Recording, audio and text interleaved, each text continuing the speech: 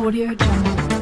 Audio Jungle.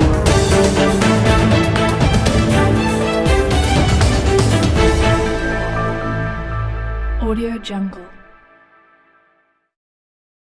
Latar belakang konflik di Kongo yang melibatkan faktor sejarah kolonialisme, ketidakstabilan politik, persaingan etnis, dan sumber daya alam yang melimpah. Perang pertama pada 1996 hingga 1997 dimulai dengan pemberontakan terhadap pemerintah Mobutu. Sementara perang kedua pada tahun 1998 sampai 2003 melibatkan campur tangan negara-negara tetangga dan faksi internal yang bersaing untuk kontrol wilayah dan kekayaan alam. Konflik ini menyebabkan dampak kemanusiaan yang besar dan kompleks. Ada banyak negara yang terlibat dan memberikan bantuan pada saat konflik itu terjadi, termasuk Rwanda dan Uganda, dan beberapa negara seperti Amerika Serikat, Perancis, Belgia, dan Angola, dan negara-negara lainnya di bawah naungan Perserikatan Bangsa-Bangsa atau PBB. Bantuan tersebut dapat berupa bantuan kemanusiaan, bantuan militer, atau bantuan diplomatik.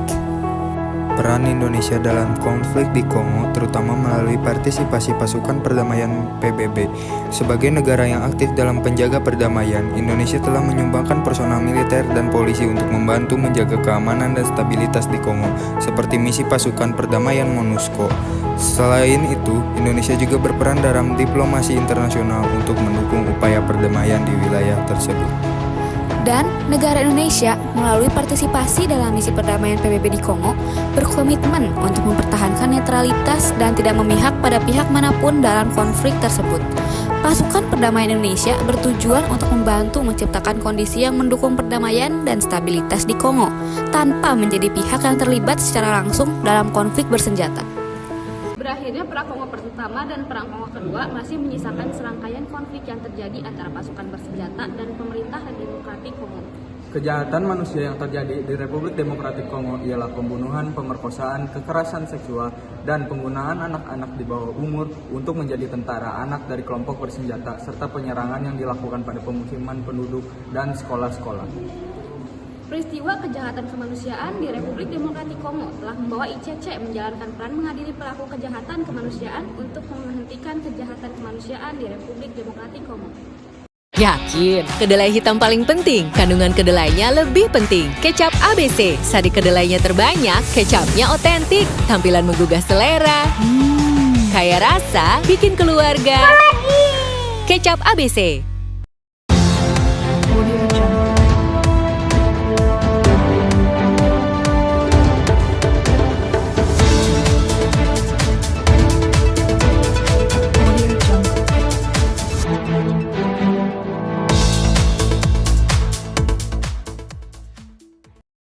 Konflik di Ukraina memiliki latar belakang yang kompleks dan multifaktor.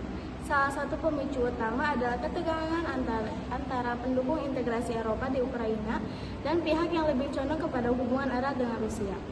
Pada tahun 2013, Ukraina menunda penandatanganan perjanjian asosiasi dengan Uni Eropa yang kemudian memicu protes besar-besaran yang dikenal sebagai Euromaidan.